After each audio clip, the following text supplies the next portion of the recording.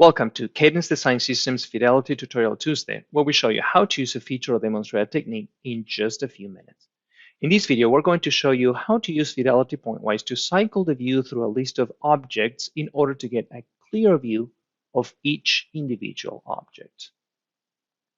This particular functionality has been added in 4 places inside Fidelity Pointwise. It's located inside the selection toolbox, inside Create Assemble Models, inside the Automatic Surface Mesh, and last but not least is also located inside the Examine tool.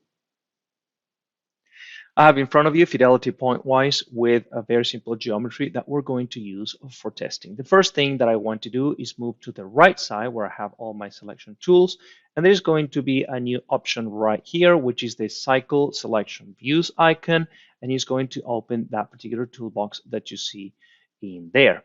I can click it again to close it, or if I click on that option right there, or that icon, is going to open permanently all the selection toolboxes, and the one of interest is down here. Now, the first thing that I'm going to use to demonstrate this is I'm going to select just one surface over here and make sure I have all in here. I'm just going to perform a quick selection so I have some entities to cycle through.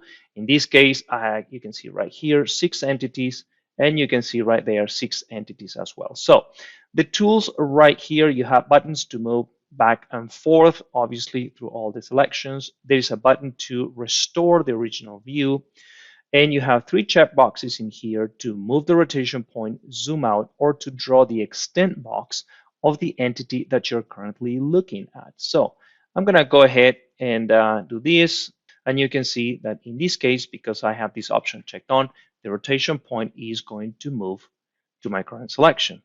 If I click on the zoom out option and I go to my next view, what is going to happen is Fidelity Pointwise zooms out and then it's going to zoom in to the next entity that you're going to be looking at. And at this point, you get the idea. The last thing that I want to show you here is if you draw the extents, you can click on that, and the extent box for the entity that you're currently looking at is going to be shown in there for you.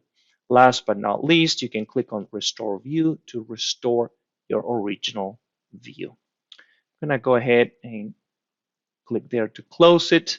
The next place where this tool has been added, if I go to Create Assemble Models, you can see right here there's an option or a new frame that can be expanded. That is the View Model Loops. In this particular case, my model doesn't have any lamina loops, but it does have symmetry loops, 3 of them. All right, I'm going to change the view and reassemble my model so we can see that in action.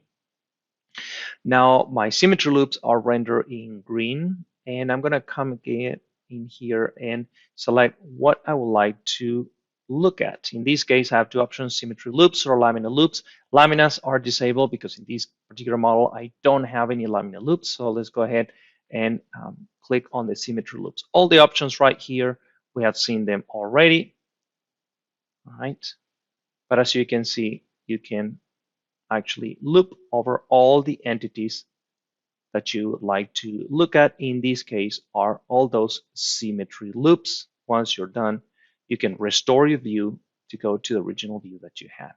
Let's go ahead and click cancel over here. My model has been already assembled. The next place where this tool has been added, if you go to the Create Automatic Surface Mesh, you can see right here we have a checkbox that is going to allow you to expand a new frame with all these new options. All the options are known by now. They're all the same except this one right here. So to see this in action, let's go ahead and very quickly recreate the surface mesh. In this case, as you can see right here, I already have it, but let's go ahead and recreate it.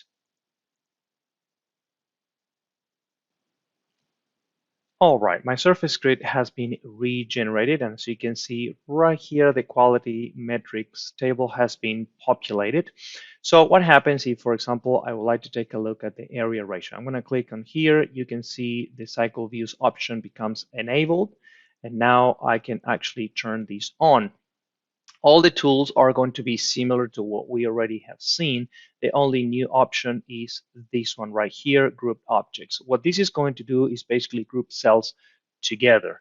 So you can see if I uncheck that, the tool is going to cycle through all 15 individual cells that basically violate my threshold for, in this case, the area ratio.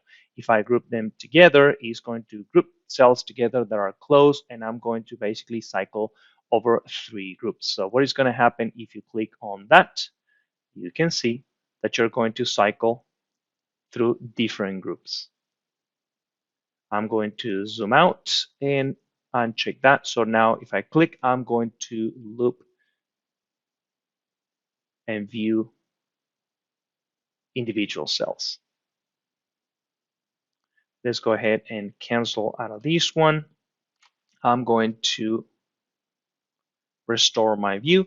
And the last thing that I would like to show you here is I have already a volume grid in place. I'm going to select my block and I'm going to go to examine, and for example, the maximum included angle. As I mentioned, this tool has been added as well inside the examine tools. We're going to go to advanced.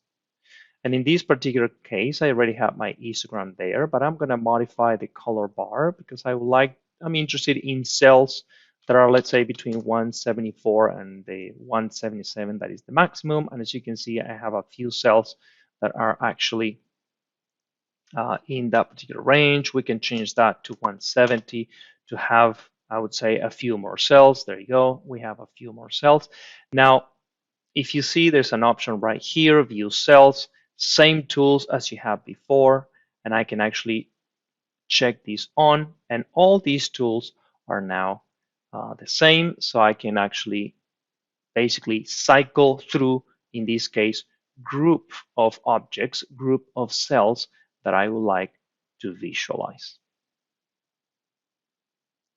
If you like this video, be sure to click the thumbs up button, subscribe to our channel for more videos like this. If you have any questions or suggestions for future videos, drop us a line down below or connect with us on LinkedIn, which is linked in the description. Thank you all and have a pleasant Tuesday.